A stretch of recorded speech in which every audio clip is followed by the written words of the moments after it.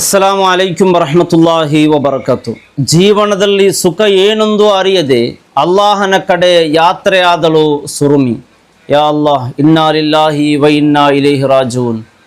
ಸುರುಮಿಯ ಜೀವನ ನೋಡಿದರೆ ಅವಳ ಮನೆ ಎಂದು ಹೇಳುವುದಕ್ಕಿಂತ ಮಳೆ ಬಂದರೆ ಸೋರುವ ಒಂದು ಗುಡಿಸಲು ಎಂದು ಹೇಳಿದರೆ ತಪ್ಪಾಗುವುದಿಲ್ಲ. ಗೋಡೆಗಳಲ್ಲಿ ಬಿರುಕು, ಮೇಲ್ಛಾವಣಿಯಲ್ಲಿ ಅಲೆಯ ಹಂಚುಗಳು. ಮಳೆ ಬಂದರೆ ಮನೆಯೊಳಗೆ ಪಾತ್ರೆಗಳನ್ನು ಇಟ್ಟು ನೀರು ಹಿಡಿಯಬೇಕಾಗುತ್ತಿತ್ತು. ಬೇಸಿಗೆಯಲ್ಲಿ ಬಿಸಿಲು, ಮಳೆಗಾಲದಲ್ಲಿ ನೀರು, ಚಳಿಗಾಲದಲ್ಲಿ ಚಳಿ. ಆದರೆ ಆ ಮನೆಯೊಳಗೆ ಒಂದು ದೊಡ್ಡ ಸಂಪತ್ತಿತ್ತು. ಅದು ಹಣವಲ್ಲ, ಅದು ಚಿನ್ನವಲ್ಲ, ಅದು ಪ್ರೀತಿಯಿಂದ ತುಂಬಿದ ಒಂದು ಕುಟುಂಬ. ಆ ಮನೆಯ ಯಜಮಾನ ಒಬ್ಬ ಸಾಮಾನ್ಯ ಕಾರ್ಮಿಕ. ಬೆಳಿಗ್ಗೆ ಸೂರ್ಯೋದಯವಾಗುವ ಮೊದಲೇ ಎದ್ದು ಕೆಲಸಕ್ಕೆ ಹೋಗುತ್ತಿದ್ದ.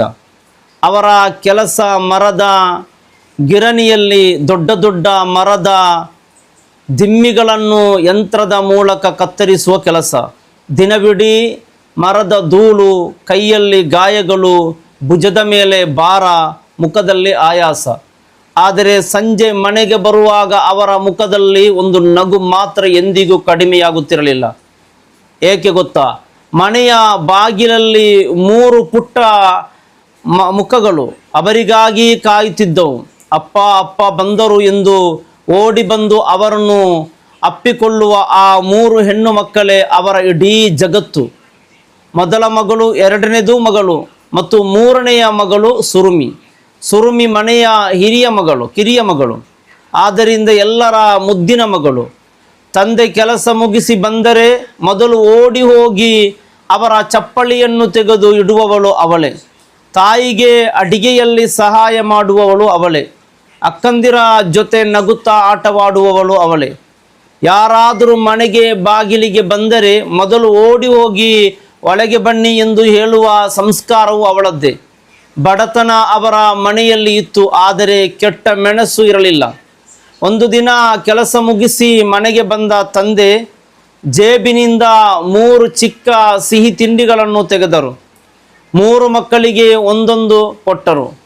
ಸುರುಮಿ ತನ್ನದ್ದನ್ನು ತಿನ್ನಲಿಲ್ಲ. ಯಾಕೆ ತಿನ್ನುತ್ತಿಲ್ಲ ಎಂದು ತಂದೆ ಕೇಳಿದರು.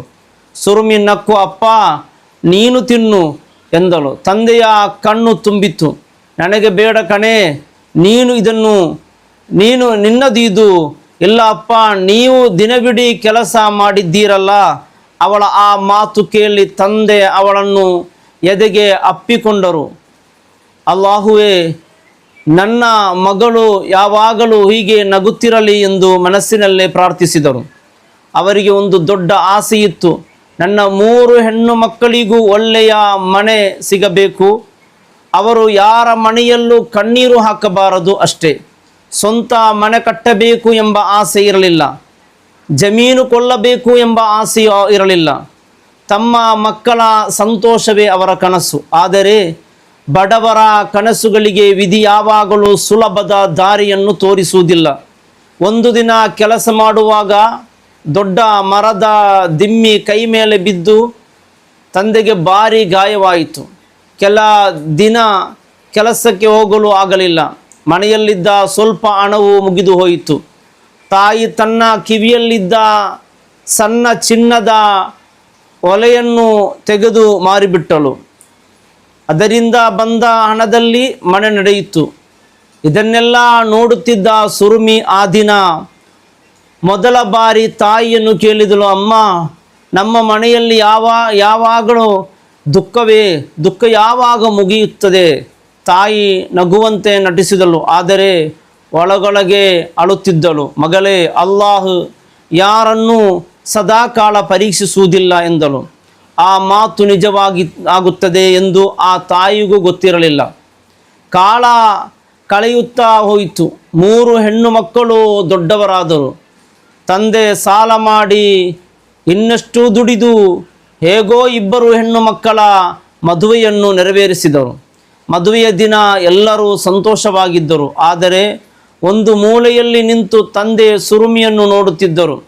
ಅವರ ಮನಸ್ಸಿನಲ್ಲಿ ಒಂದೇ ಮಾತು, ಇನ್ನು ನನ್ನ ಕಿರಿಯ ಮಗಳಿಗೂ ಒಳ್ಳೆಯ ಗಂಡ, ಒಳ್ಳೆಯ ಮನೆ ಸಿಕ್ಕರೆ ಸಾಕು. ಅವರಿಗೆ ಗೊತ್ತಿರಲಿಲ್ಲ ಈ ಮಗಳ ಬದುಕಿನಲ್ಲಿ ಅವರನ್ನು ಕಾಯುತ್ತಿರುವುದು ಮದುವೆಯ ಮಂಟಪ ಅಲ್ಲ.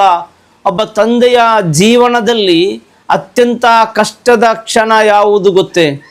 ತಾನು ದಿನವಿಡೀ ದುಡಿದರೂ ಮಕ್ಕಳ ಆಸೆಯನ್ನು ಈಡೇರಿಸಲು ಆಗದ ಕ್ಷಣ. ಆ ನೋವು ಹಣದ ಕೊರತೆಯ ನೋವಲ್ಲ, ಅದು ಅಸಹಾಯಕತೆಯ ನೋವು. ಅದೇ ನೋವನ್ನು ಪ್ರತಿದಿನ ಅನುಭವಿಸುತ್ತಿದ್ದರು ಸುರುಮಿಯ ತಂದೆ. ಇಬ್ಬರು ಹೆಣ್ಣು ಮಕ್ಕಳ ಮದುವೆ ಮುಗಿದ ನಂತರ ಅವರ ಮನಸ್ಸಿನಲ್ಲಿ ಉಳಿದಿದ್ದ ಒಂದೇ ಒಂದು ಕನಸು, ನನ್ನ ಕಿರಿಯ ಮಗಳು ಸುರುಮಿಯ ಕೈಯನ್ನು ಒಬ್ಬ ಒಳ್ಳೆಯ ಗಂಡನ ಕೈಗೆ ಕೊಟ್ಟು ನೆಮ್ಮದಿಯಾಗಿ ಕಣ್ಣು ಮುಚ್ಚಬೇಕು ಎಂದು. ಆ ದಿನದಿಂದ ಅವರು ಯಾರೇ ಪರಿಚಯವಾದರೂ ಒಂದೇ ಮಾತು ಕೇಳುತ್ತಿದ್ದರು, ನಮ್ಮ ಮಗಳಿಗೆ ಒಳ್ಳೆಯ ಸಂಬಂಧ ಗೊತ್ತಿದ್ದರೆ ಹೇಳಿ.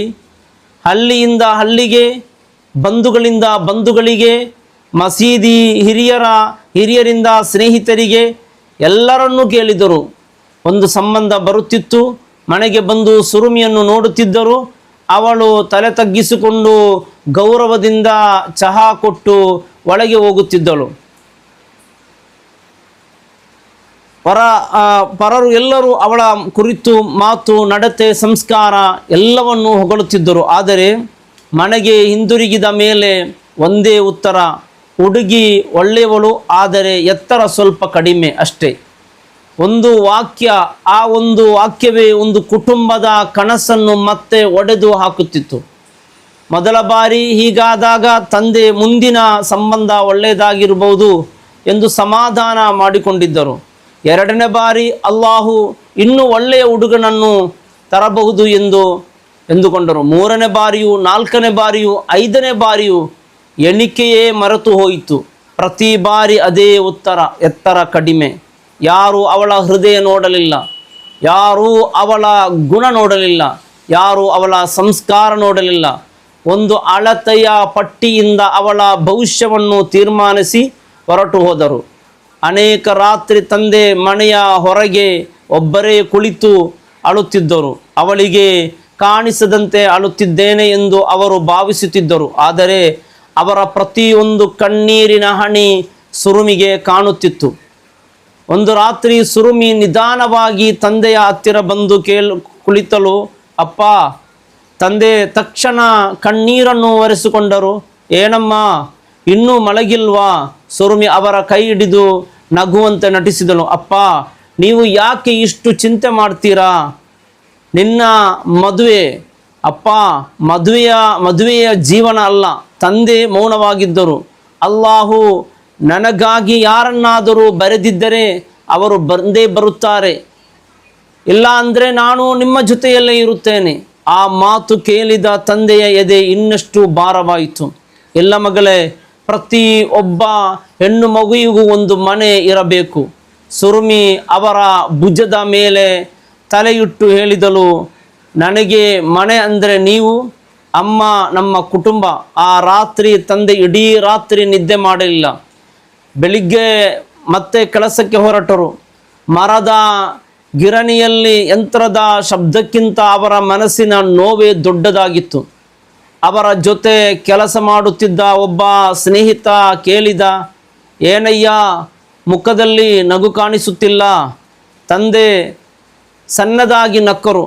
ಮಗಳ ಚಿಂತೆ, ದೇವರು ಒಳ್ಳೆಯದು ಮಾಡ್ತಾನೆ, ಹೌದು, ಅದೇ ನಂಬಿಕೆ. ಆದರೆ ಆ ನಂಬಿಕೆಯು ದಿನದಿಂದ ದಿನಕ್ಕೆ ಕುಗ್ಗುತ್ತಿತ್ತು. ಮನೆಯ ಪರಿಸ್ಥಿತಿ ಮತ್ತಷ್ಟು ಹದಗೆಡತೊಡಗಿತ್ತು. ಸಾಲಗಳು ಹೆಚ್ಚಾದವು. ಔಷಧಿ ತೆಗೆದುಕೊಳ್ಳಲು ಕೂಡ ಹಣ ಇರಲಿಲ್ಲ. ಆದರೂ ತಂದೆ ಒಂದು ರೂಪಾಯಿಯನ್ನು ವ್ಯರ್ಥ ಮಾಡಲಿಲ್ಲ. ಇದು ಸುರುಮಿಯ ಮದುವೆಗೆ ಎಂದು ಸ್ವಲ್ಪ ಸ್ವಲ್ಪ ಹಣವನ್ನು ಉಳಿಸುತ್ತಿದ್ದರು. ಒಂದು ದಿನ ತಾಯಿ ಕೇಳಿದರು, ನಿಮ್ಮ ಆರೋಗ್ಯ ಸರಿಯಿಲ್ಲ, ಆಸ್ಪತ್ರೆ ಹೋಗೋಣ. ಅವರು ನಕ್ಕರು. ನನಗೆ ಏನೂ ಆಗಿಲ್ಲ. ಆದರೆ ನಿಜ ಏನು ಗೊತ್ತಾ, ಅವರಿಗೆ ಹಲವು ತಿಂಗಳುಗಳಿಂದ ಎದೆನೋವು ಇತ್ತು. ಕೆಲಸ ಮಾಡುವಾಗ ಉಸಿರಾಟವು ಕಷ್ಟವಾಗುತ್ತಿತ್ತು. ಆದರೂ ಒಂದು ದಿನ ಕೆಲಸ ಬಿಟ್ಟರೆ ಮನೆಯವರಿಗೆ ಊಟ ಇರಲ್ಲ. ಅವರು ತಮ್ಮ ನೋವನ್ನು ಮರೆಮಾಚಿದರು. ಒಂದು ಸಂಜೆ ಕೆಲಸ ಮುಗಿಸಿ ಮನೆಗೆ ಬಂದಾಗ ಸುರುಮಿ ಬಾಗಿಲಲ್ಲಿ ನಿಂತಿದ್ದಳು. ಅಪ್ಪ, ಇವತ್ತು ಬೇಗ ಬಂದಿದ್ದೀರಾ? ಹೌದು ಮಗಳೇ, ಸ್ವಲ್ಪ ಆಯಾಸ. ಅವಳು ತಕ್ಷಣ ನೀರು ತಂದು ಕೊಟ್ಟಳು. ಅವರ ಕಾಳುಗಳನ್ನು ಒತ್ತತೊಡಗಿದಳು. ಮಗಳೇ ಬಿಡು, ಇಲ್ಲ ಅಪ್ಪ, ನೀವು ದಿನವಿಡೀ ನಮಗಾಗಿ ದುಡಿಯುತ್ತಿದ್ದೀರಾ. ತಂದೆ ಅವಳ ತಲೆಯ ಮೇಲೆ ಕೈಯಿಟ್ಟು, ಅಲ್ಲಾಹ್ ನಿನ್ನನ್ನು ಯಾವಾಗಲೂ ಅಲ್ಲಾಹು ಸಂತೋಷದಲ್ಲಿ ಇರಿಸಲಿ. ಆ ಮಾತು ಕೇಳುವಾಗ ಅವಳ ಕಣ್ಣುಗಳು ತುಂಬಿಕೊಂಡಿದ್ದವು. ಕೆಲ ದಿನಗಳ ನಂತರ ಮತ್ತೊಂದು ಸಂಬಂಧ ಬಂತು. ಈ ಬಾರಿ ಎಲ್ಲವೂ ಸರಿಯಾಗುತ್ತದೆ ಎಂದು ಅನಿಸಿದ್ದರು. ವರನ ಮನೆಯವರು ಸುರುಮಿಯ ಗುಣ, ಮಾತು, ಸಂಸ್ಕಾರ ಎಲ್ಲವನ್ನು ಮೆಚ್ಚಿದರು. ತಂದೆಯ ಮುಖದಲ್ಲಿ ಹಲವು ವರ್ಷದ ನಂತರ ಮತ್ತೆ ನಗು ಮೂಡಿತ್ತು. ಅವರು ಮನಸ್ಸಲ್ಲಿ ಅಲ್ಲಾಹನಿಗೆ ಕೃತಜ್ಞೆ ಹೇಳಿದರು. ಆದರೆ ಮರುದಿನ ಬಂದ ಉತ್ತರ ಮತ್ತೆ ಅದೇ, ಹುಡುಗಿ ಒಳ್ಳೆಯವಳು, ಆದರೆ ನಮ್ಮ ಹುಡುಗನಿಗೆ ಎತ್ತರ ಜಾಸ್ತಿ.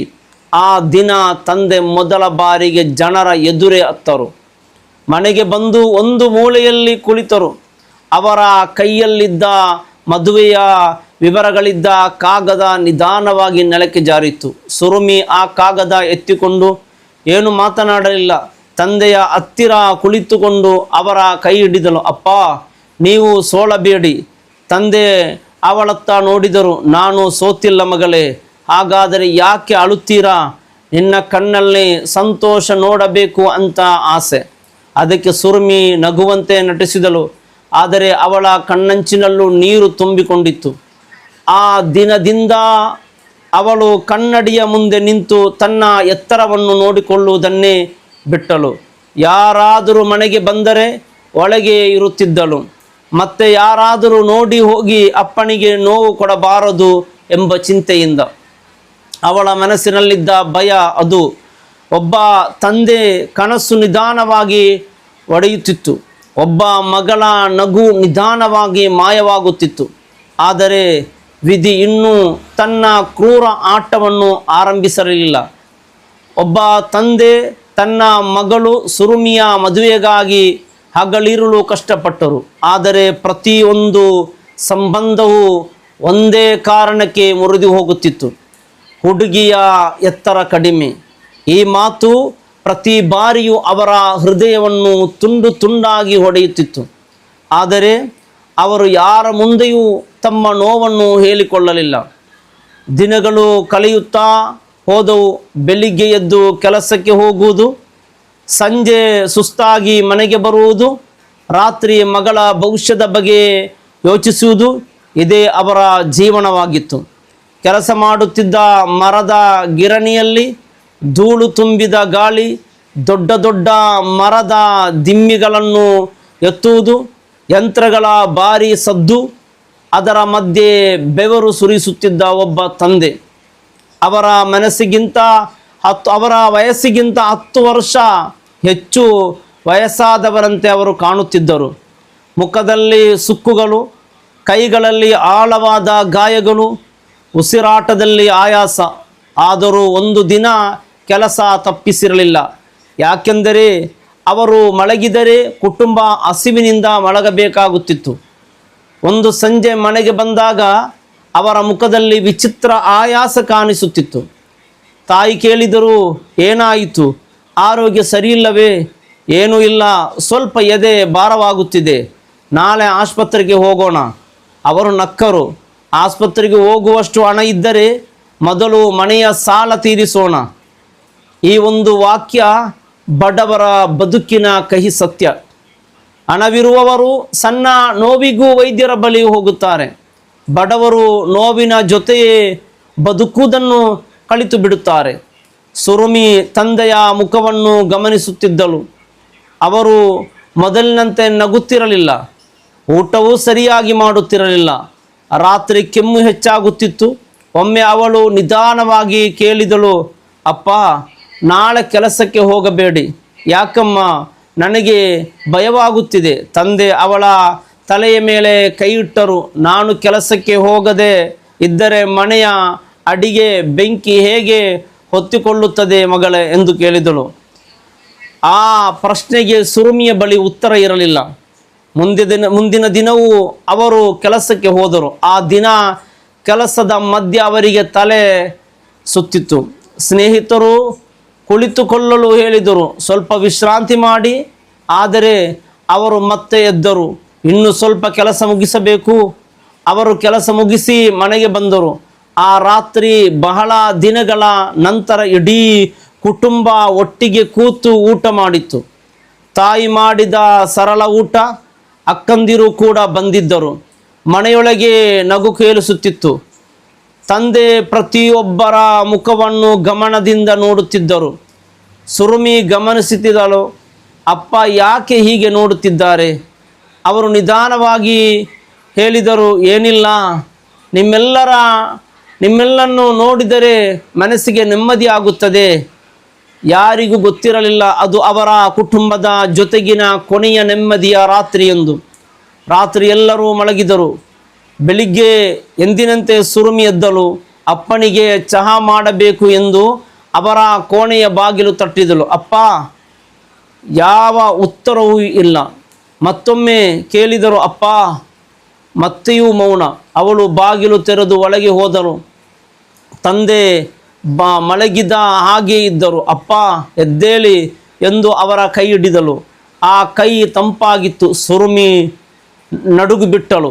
ಅಮ್ಮ ಎಂದು ಕೂಗಿದ ಆ ಒಂದು ಕೂಗು ಆ ಮನೆಯ ಗೋಡೆಗಳನ್ನೇ ನಡುಗಿಸಿತ್ತು. ತಾಯಿ ಓಡಿ ಬಂದಳು. ಮತ್ತೆ ಅಕ್ಕಂದಿರು, ನೆರೆಯವರು ಎಲ್ಲರೂ ಪ್ರಯತ್ನಿಸಿದರು. ಆದರೆ ಆ ತಂದೆ ಮತ್ತೆ ಕಣ್ಣು ತೆರೆಯಲಿಲ್ಲ. ರಾತ್ರಿಯಲ್ಲಿ ನಿದ್ರೆಯಲ್ಲೇ ಅವರು ಈ ಲೋಕವನ್ನು ತೊರೆದಿದ್ದರು. ಇನ್ನಾ ಲಿಲ್ಲಾಹಿ ವ ಇನ್ನಾ ಇಲೈಹಿ ರಾಜಿಊನ್. ಸುರುಮಿ ತಂದೆಯ ಎದೆಯ ಮೇಲೆ ತಲೆಯಿಟ್ಟು ಅಳುತ್ತಿದ್ದಳು. ಅಪ್ಪ, ನೀವು ಹೇಳಿದ್ದೆ, ಎದ್ದೇಳಿ, ನನ್ನ ಮದುವೆ ಮಾಡಬೇಕೆಂದಿದ್ದೀರಲ್ಲ, ನನ್ನನ್ನು ಬಿಟ್ಟು ಯಾಕೆ ಹೋದಿರಿ? ಅವಳ ಪ್ರತಿಯೊಂದು ಮಾತು ಕೇಳಿದವರ ಕಣ್ಣಲ್ಲೂ ನೀರು ತರಿಸುತ್ತಿತ್ತು. ಆದರೆ ಹೋದವರು ಹಿಂದಿರುಗುವುದಿಲ್ಲ. ತಂದೆಯ ಅಂತ್ಯಕ್ರಿಯೆ ಮುಗಿದ ನಂತರ ಆ ಮನೆ ಸಂಪೂರ್ಣ ಬದಲಾಗಿ ಬಿಟ್ಟಿತ್ತು. ಮೊದಲು ಸಂಜೆ ಬಂದಾಗ ಕೇಳಿಸುತ್ತಿದ್ದ ಅಪ್ಪ ಬಂದರು ಎಂಬ ಸಂತೋಷದ ಕೂಗು ಇರಲಿಲ್ಲ. ಮನೆಯ ಬಾಗಿಲಲ್ಲಿ ಅವರ ಚಪ್ಪಲಿ ಕಾಣಿಸಲಿಲ್ಲ. ಅವರು ಕುಳಿತುಕೊಳ್ಳುತ್ತಿದ್ದ ಜಾಗ ಖಾಲಿಯಾಗಿತ್ತು. ಆ ಖಾಲಿತನವೇ ಪ್ರತಿದಿನ ಕುಟುಂಬವನ್ನು ಅಲಿಸುತ್ತಿತ್ತು. ತಂದೆಯ ಮರಣದ ಆಘಾತವನ್ನು ತಾಯಿ ತಡೆಯಲಿಲ್ಲ. ಊಟ ಕಡಿಮೆಯಾಯಿತು, ಮಾತು ಕಡಿಮೆಯಾಯಿತು, ನಗು ಸಂಪೂರ್ಣ ಮಾಯವಾಯಿತು. ರಾತ್ರಿ ಇಡೀ ಅವರು ಗಂಡನ ಫೋಟೋ ಹಿಡಿದು ಅಳುತ್ತಿದ್ದರು. ನನ್ನನ್ನು ಕರೆದುಕೊಂಡು ಹೋಗಬೇಕಿತ್ತು ಎಂದು ಹೇಳುತ್ತಿದ್ದರು. ಸುರುಮಿ ಅವರನ್ನು ಸಮಾಧಾನಪಡಿಸುತ್ತಿದ್ದಳು. ಅಮ್ಮ, ನಾನು ಇದ್ದೇನಲ್ಲ, ಆದರೆ ಕೆಲವೊಮ್ಮೆ ನೋವು ಔಷಧಿಯಿಂದ ಕಡಿಮೆಯಾಗುವುದಿಲ್ಲ. ಕಾಳವು ಅದನ್ನು ಗುಣಪಡಿಸಲಾರದು. ಕೆಲವೇ ತಿಂಗಳುಗಳಲ್ಲಿ ತಾಯಿಯ ಆರೋಗ್ಯವು ತುಂಬ ಹದಗೆಟ್ಟಿತ್ತು. ಒಂದು ದಿನ ಅವರು ಮಕ್ಕಳನ್ನು ಬಿಟ್ಟು ಶಾಶ್ವತವಾಗಿ ಕಣ್ಣು ಮುಚ್ಚಿದರು. ಈಗ ಸುರುಮಿ ನಿಜವಾಗಿಯೂ ಅನಾಥಲಾಗಿದ್ದಳು. ಅಕ್ಕಂದಿರು ಇದ್ದರು, ಆದರೆ ಅವರಿಗೂ ತಮ್ಮದೇ ಬಡತನ, ತಮ್ಮ ಕುಟುಂಬ, ತಮ್ಮ ಮಕ್ಕಳು. ಅವರು ಸುರುಮಿಯನ್ನು ಪ್ರೀತಿಸುತ್ತಿದ್ದರು, ಆದರೆ ಶಾಶ್ವತವಾಗಿ ತಮ್ಮ ಜೊತೆ ಇಟ್ಟುಕೊಳ್ಳುವ ಪರಿಸ್ಥಿತಿ ಇರಲಿಲ್ಲ. ಆ ದಿನ ಸುರುಮಿ ತನ್ನ ಮನೆಯ ಮಧ್ಯದಲ್ಲಿ ಒಬ್ಬಳೇ ಕುಳಿತಿದ್ದಳು. ಗೋಡೆಯ ಮೇಲೆ ತಂದೆಯ ಫೋಟೋ, ಅವರ ಪಕ್ಕದಲ್ಲಿ ತಾಯಿಯ ಫೋಟೋ. ಈ ಎರಡು ಚಿತ್ರವನ್ನು ನೋಡುತ್ತಾ ಅವಳು ನಿಧಾನವಾಗಿ ಹೇಳಿದಳು, ಅಪ್ಪ, ಅಮ್ಮ, ನಾನು ಈಗ ಯಾರ ಮಗಳು? ಈ ಪ್ರಶ್ನೆಗೆ ಉತ್ತರ ಹೇಳುವವರು ಯಾರೂ ಇರಲಿಲ್ಲ. ಜೀವನ ಮಾತ್ರ ನಿಲ್ಲುವುದಿಲ್ಲ. ಹೊಟ್ಟೆ ಹಸಿದರೆ ಊಟ ಬೇಕು, ಬದುಕಲು ದುಡಿಮೆ ಬೇಕು. ಸುರುಮಿ ಒಂದು ನಿರ್ಧಾರ ಮಾಡಿದಳು. ನಾನು ಯಾರ ಮೇಲೂ ಭಾರವಾಗಬಾರದು. ತಾಯಿ ಮಾಡುತ್ತಿದ್ದ ತಿಂಡಿಗಳನ್ನು ನೆನಪಿಸಿಕೊಂಡಳು. ತಾಯಿಯಲ್ಲಿ ಸಣ್ಣ ಸಣ್ಣ ತಿನಿಸುಗಳನ್ನು ತಯಾರಿಸಲು ಆರಂಭಿಸಿದಳು. ಬೆಳಿಗ್ಗೆ ಬೇಗ ಎದ್ದು ಕೆಲಸ, ಬುಟ್ಟಿಯಲ್ಲಿ ಅವುಗಳನ್ನು ಇಟ್ಟುಕೊಂಡು ಮನೆಗೆ ಹೋಗಿ ಮಾರಾಟ. ಬಿಸಿಲಾದರೂ ಮಳೆಯಾದರೂ ಕಾಲಿಗೆ ಚಪ್ಪಲಿ ಹರಿದಿದ್ದರೂ ಅವಳು ನಗುತ್ತಲೇ ಹೋಗುತ್ತಿದ್ದಳು. ಜನರು ಅವಳಿಂದ ತಿಂಡಿ ಕೊಂಡುಕೊಳ್ಳುತ್ತಿದ್ದರು. ಆದರೆ ಯಾರೂ ಕೇಳಿಲ್ಲ, ಮಗಳೇ, ನೀನು ಊಟ ಮಾಡಿದ್ದೀಯಾ? ನಿನಗೆ ಏನಾದರೂ ಸಹಾಯ ಬೇಕೇ? ಒಂದು ಸಮಾಜ ಒಬ್ಬ ಅನಾಥಲ ನೋವನ್ನು ನೋಡುತ್ತಿತ್ತು, ಆದರೆ ನಿಂತು ಕೇಳುವ ಮನಸ್ಸು ಕೆಲವರಿಗಷ್ಟೇ ಇತ್ತು. ವರ್ಷಗಳು ಕಳೆಯುತ್ತಿದ್ದವು. ಸುರುಮಿಗೆ 35 ವರ್ಷ ವಯಸ್ಸಾಯಿತು. ಮದುವೆಯ ಕನಸು ಈಗ ಅವಳ ಮನಸ್ಸಿನಿಂದ ದೂರವಾಗಿತ್ತು. ಅವಳು ಒಪ್ಪಿಕೊಂಡಿದ್ದಳು. ಬಹುಶಃ ನನ್ನ ಬದುಕು ಹೀಗೆ ಇರಬೇಕೆಂದು ಅಲ್ಲಾಹು ಬರೆದಿರಬಹುದು.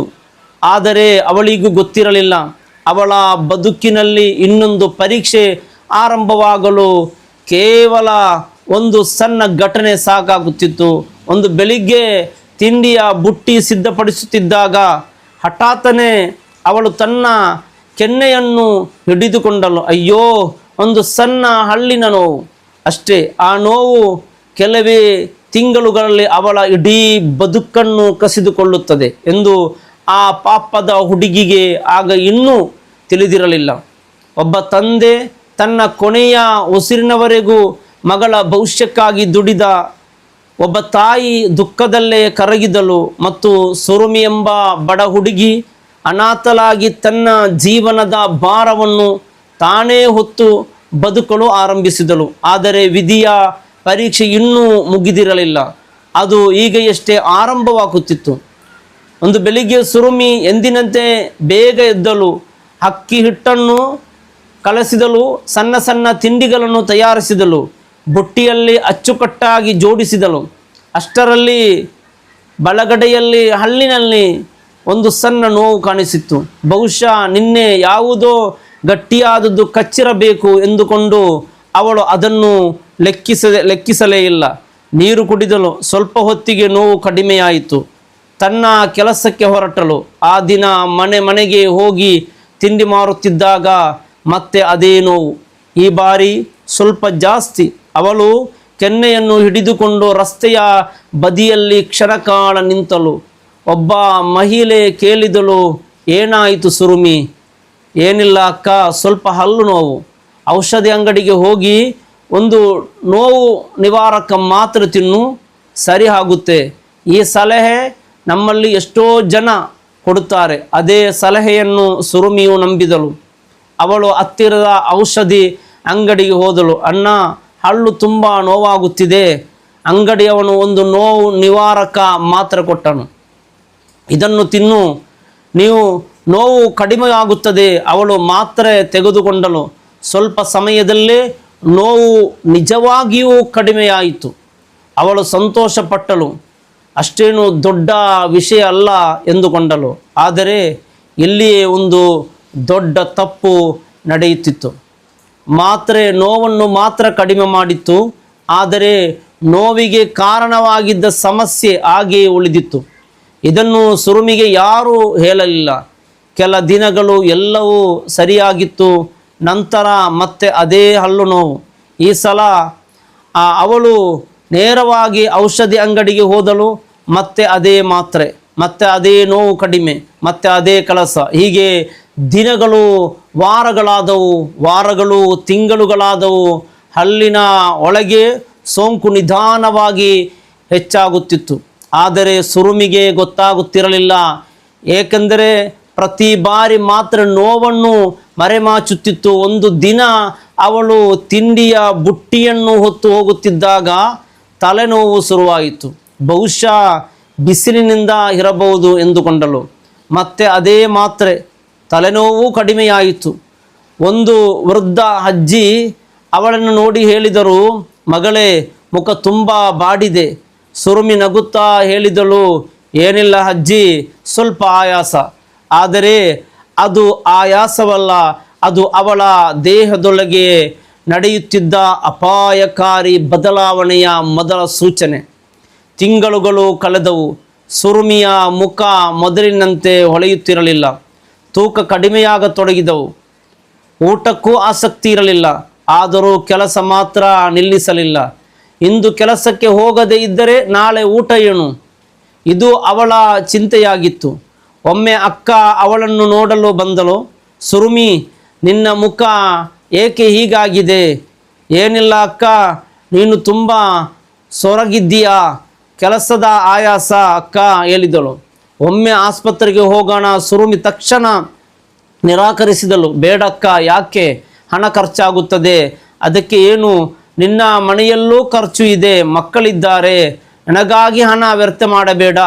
ಅಕ್ಕನ ಕಣ್ಣು ತುಂಬಿತು.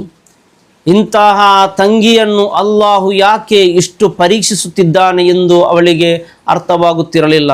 ಮತ್ತೆ ದಿನಗಳು ಕಳೆದವು. ಈಗ ಹಲ್ಲು ನೋವು ದಿನನಿತ್ಯದ ಸಂಗತಿಯಾಗಿ ಬಿಟ್ಟಿತ್ತು. ಪಾಪ ಸುರುಮಿಯ ಜೀವನ ಬಹಳ ಬೇಸರದ ಜೀವನ. ಬೆಳಿಗ್ಗೆ ನೋವು, ಸಂಜೆ ನೋವು, ರಾತ್ರಿಯೂ ನೋವು. ನೋವು ಹೆಚ್ಚಾದಾಗ ಮಾತ್ರ ಅಷ್ಟೇ ಅವಳ ಜೀವನ ಇದೇ ಆಗಿತ್ತು. ಒಂದು ರಾತ್ರಿ ಅವಳು ನಿದ್ದೆಯಿಂದ ಎಚ್ಚರಗೊಂಡಳು. ತಲೆಯೊಳಗೆ ಯಾರೋ ಸುತ್ತಿಗೆಯಿಂದ ಹೊಡೆಯುತ್ತಿರುವಂತೆ ಭಾಸವಾಗುತ್ತಿತ್ತು. ಕೆನ್ನೆ ಊದಿಕೊಂಡಿತ್ತು, ಜ್ವರವೂ ಇತ್ತು. ಆದರೂ ಬೆಳಿಗ್ಗೆ ನೋಡೋಣ ಎಂದು ಮಲಗಿದಳು. ಮುಂದಿನ ಬೆಳಿಗ್ಗೆ ಕನ್ನಡಿಯ ಮುಂದೆ ನಿಂತಾಗ ತನ್ನ ಮುಖವನ್ನು ನೋಡಿ ಅವಳೇ ಬೆಚ್ಚಿಬಿದ್ದಳು. ಕೆನ್ನೆ ಮೊದಲಿಗಿಂತ ಹೆಚ್ಚು ಊದಿಕೊಂಡಿತ್ತು. ಆದರೂ ಅವಳು ಮತ್ತೆ ಕೆಲಸಕ್ಕೆ ಹೊರಟಳು. ಯಾಕೆಂದರೆ ಅವಳಿಗೆ ನೋವಿಗಿಂತ ಹಸಿವಿನ ಭಯ ಹೆಚ್ಚು. ಆ ದಿನ ಮನೆಗೆ ಬಂದ ನಂತರ ಅವಳಿಗೆ ಸರಿಯಾಗಿ ನಡೆಯಲೂ ಆಗಲಿಲ್ಲ. ತಲೆ ಸುತ್ತು, ಜ್ವರ, ನೋವು, ದೇಹ ಸಂಪೂರ್ಣ ನಿಶಕ್ತಿ. ಅವಳು ನೆಲದ ಮೇಲೆ ಕುಳಿತು ಬಿಟ್ಟಳು. ಪ್ರೀತಿಯ ಸಹೋದರರೇ, ಗೋಡೆಯ ಮೇಲೆ ತಂದೆಯ ಫೋಟೋ ಇತ್ತು. ಅದನ್ನು ನೋಡುತ್ತಾ ನಿಧಾನವಾಗಿ ಹೇಳಿದಳು, ಅಪ್ಪ, ನೀವು ಇದ್ದಿದ್ದರೆ ನನ್ನನ್ನು ಹೀಗೆ ಒಬ್ಬಳೇ ಬಿಡುತ್ತಿರಲಿಲ್ಲ. ಆ ಮಾತು ಕೇಳುವಾಗ ಅವಳ ಕಣ್ಣುಗಳಿಂದ ನೀರು ಜಾರುತ್ತಿತ್ತು. ಆ ರಾತ್ರಿ ಅವಳು ಸರಿಯಾಗಿ ಊಟವೂ ಮಾಡಿರಲಿಲ್ಲ. ಕೇವಲ ನೀರು ಕುಡಿದು ಮಲಗಿದಳು. ಆದರೆ ಆ ರಾತ್ರಿ ಅವಳ ಜೀವನದ ಅತ್ಯಂತ ಭಯಾನಕ ರಾತ್ರಿಯಾಗಿತ್ತು. ಮರುದಿನ ಬೆಳಿಗ್ಗೆ ನೆರೆಮನೆಯವರು ಅವಳ ಮನೆಗೆ ಬಂದರು. ಬಾಗಿಲು ತೆರೆದಿತ್ತು, ಆದರೆ ಸುರುಮಿ ಹೊರಗೆ ಬಂದಿರಲಿಲ್ಲ. ಅವರು ಒಳಗೆ ಹೋಗಿ ನೋಡಿದಾಗ ಸುರುಮಿ ನೆಲದ ಮೇಲೆ ಬಿದ್ದಿದ್ದಳು. ಮೈಯೆಲ್ಲ ಬೆಂಕಿಯಂತೆ ಜ್ವರ, ಕೆನ್ನೆ ದಪ್ಪಾಗಿ ಊದಿಕೊಂಡಿತ್ತು. ಕಣ್ಣು ತೆರೆಯಲು ಕೂಡ ಆಗುತ್ತಿರಲಿಲ್ಲ. ಅವಳು ನೋವಿನಿಂದ ನರಳುತ್ತಾ ಒಂದೇ ಮಾತು ಹೇಳುತ್ತಿದ್ದಳು, ತಲೆ ತಲೆ ತುಂಬ ನೋವಾಗುತ್ತಿದೆ. ಆ ದೃಶ್ಯ ನೋಡಿ ನೆರೆಯವರು ತಕ್ಷಣ ಅಕ್ಕಂದಿರಿಗೆ ಸುದ್ದಿ ಮುಟ್ಟಿಸಿದರು. ಅಕ್ಕಂದಿರು ಓಡೋಡಿ ಬಂದರು. ತಮ್ಮ ತಂಗಿಯ ಸ್ಥಿತಿ ನೋಡಿ ಕಣ್ಣೀರು ಹಾಕಿದರು. ಸುರುಮಿ ಕಣ್ಣು ತೆರೆ, ಆದರೆ ಅವಳಿಗೆ ಮಾತನಾಡುವ ಶಕ್ತಿಯೂ ಉಳಿದಿರಲಿಲ್ಲ. ತಕ್ಷಣ ವಾಹನ ವ್ಯವಸ್ಥೆ ಮಾಡಿ ಅವಳನ್ನು ದೊಡ್ಡ ಆಸ್ಪತ್ರೆಗೆ ಕರೆದುಕೊಂಡು ಹೊರಟರು. ಅವರಿಗೆ ಆಗಲೂ ಗೊತ್ತಿರಲಿಲ್ಲ, ಆಸ್ಪತ್ರೆಯ ತುರ್ತು ಚಿಕಿತ್ಸಾ ವಿಭಾಗದ ಮುಂದೆ ಸುರುಮಿಯ ಇಬ್ಬರು ಅಕ್ಕಂದಿರು ಕೈ ಮುಗಿದು ನಿಂತಿದ್ದರು. ಅಲ್ಲಾಹುವೇ, ನಮ್ಮ ತಂಗಿಯನ್ನು ಉಳಿಸು. ಅವರ ತುಟಿಗಳಲ್ಲಿ ಒಂದೇ ಪ್ರಾರ್ಥನೆ. ವೈದ್ಯರು ತಕ್ಷಣ ಪರೀಕ್ಷೆಗಳನ್ನು ಆರಂಭಿಸಿದರು. ರಕ್ತ ಪರೀಕ್ಷೆ, ಸ್ಕ್ಯಾನ್, ಇನ್ನಿತರ ತಪಾಸಣೆಗಳು. ಪ್ರತಿಯೊಂದು ನಿಮಿಷವೂ ಅಕ್ಕಂದಿರಿಗೆ ಒಂದು ಯುಗದಂತೆ ಭಾಸವಾಗುತ್ತಿತ್ತು. ಕೊನೆಗೆ ವೈದ್ಯರು ಹೊರಬಂದರು. ಅವರ ಮುಖದ ಗಂಭೀರತೆ ನೋಡಿ ಅಕ್ಕಂದಿರ ಹೃದಯ ಬಡಿತವೇ ನಿಂತಂತಾಯಿತು. ಡಾಕ್ಟರ್, ನಮ್ಮ ತಂಗಿಗೆ ಏನಾಗಿದೆ? ವೈದ್ಯರು ನಿಧಾನವಾಗಿ ಹೇಳಿದರು, ಇವಳಿಗೆ ಹಳ್ಳಿನಲ್ಲಿ ಆರಂಭವಾದ ಗಂಭೀರ ಸೋಂಕು. ಅವಳ ದಿನಗಳಿಂದ ಚಿಕಿತ್ಸೆ ಪಡೆಯದೆ ಮುಂದುವರಿದ್ದರಿಂದ ನೋವು ಕಡಿಮೆ ಮಾಡಲು ಮಾತ್ರೆಗಳನ್ನು ತೆಗೆದುಕೊಳ್ಳುತ್ತಿದ್ದರಿಂದ ಮೂಲ ಸಮಸ್ಯೆ ಹಾಗೆ ಉಳಿದಿದೆ. ಈಗ ಸೋಂಕು ದೇಹದ ಇತರ ಭಾಗಗಳ ಮೇಲೂ ಪರಿಣಾಮ ಬೀರಿದೆ. ಸ್ಥಿತಿ ಅತ್ಯಂತ ಗಂಭೀರವಾಗಿದೆ. ಈ ಮಾತು ಕೇಳಿದ ತಕ್ಷಣ ಅಕ್ಕಂದಿರು ಕುಸಿದು ಬಿದ್ದರು. ಡಾಕ್ಟರ್, ಏನಾದರೂ ಮಾಡಿ ದಯವಿಟ್ಟು ನಮ್ಮ ತಂಗಿಯನ್ನು ಉಳಿಸಿ. ವೈದ್ಯರು ಮೌನವಾಗಿದ್ದರು. ವೈದ್ಯ ಶಾಸ್ತ್ರಕ್ಕೂ ಕೆಲವೊಮ್ಮೆ ಮಿತಿ ಮೀರುತ್ತದೆ. ಪ್ರೀತಿಯ ಸಹೋದರರೇ, ನಮ್ಮ ಸುರುಮಿಯ ಜೀವನ ಬಹಳ ಬೇಸರ. ಅದೆಷ್ಟೋ ಸುರುಮಿಗಳು ನಮ್ಮ ಸಮಾಜದಲ್ಲಿದ್ದಾರೆ. ಸುರುಮಿ ಕಣ್ಣು ತೆರೆದಳು. ತನ್ನ ಪಕ್ಕದಲ್ಲಿ ಅಳುತ್ತಿದ್ದ ಅಕ್ಕಂದಿರನ್ನು ನೋಡಿದಳು.